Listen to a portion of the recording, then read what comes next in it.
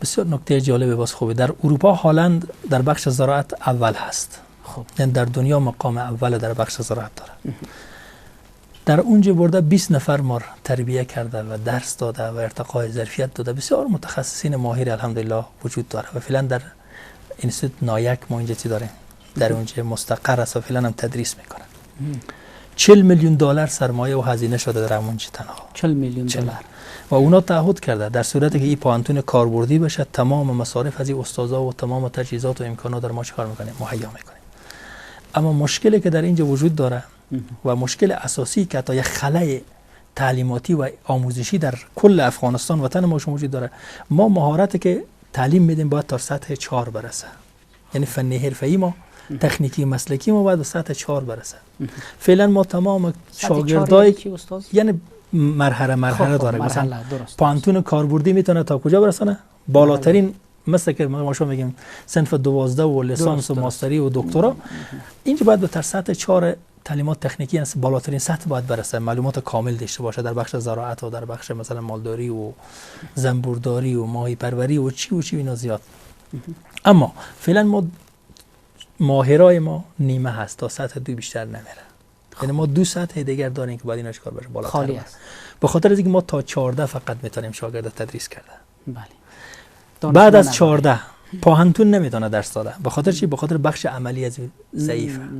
نداره است. ما 60% در اداره ما تعلیمات عملی هست. اگر شما تجهیزاتمون در بخش نجاری ما بهترین اسباب داریم، در بخش زراعت ما بهترین وسایل داریم، در بخش مثلا برق ما بهترین امکانات داریم. هر چیز خلاصه در هر جای اینستیتوت شاپازم در کنار زوچی هست.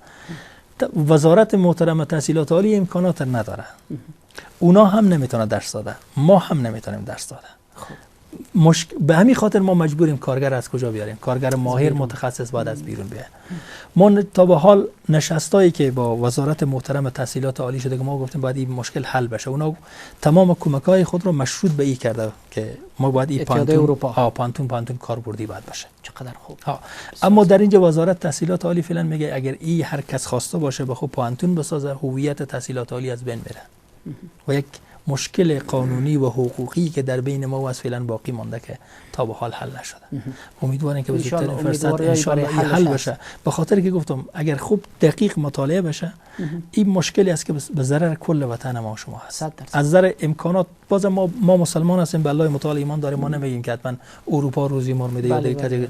الله متعال روزی برابر، اما از نظر بندگی فعلا اونا با وجودی که وضعیت اقتصادی وطن ما و شما میبینید که در حالت خوب و قرار نداره، اونا میتونه یک کمک کنه. این کار خوبی است.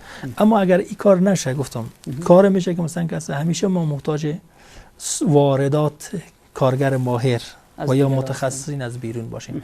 امید به الله متعال میشه. اما مشکلی که بعض وقتا وجود داره در بعض وزارتخانه که فعلا هست، کسایی که در خارج اوضاع بازم سیاست بازی ها وجود داره.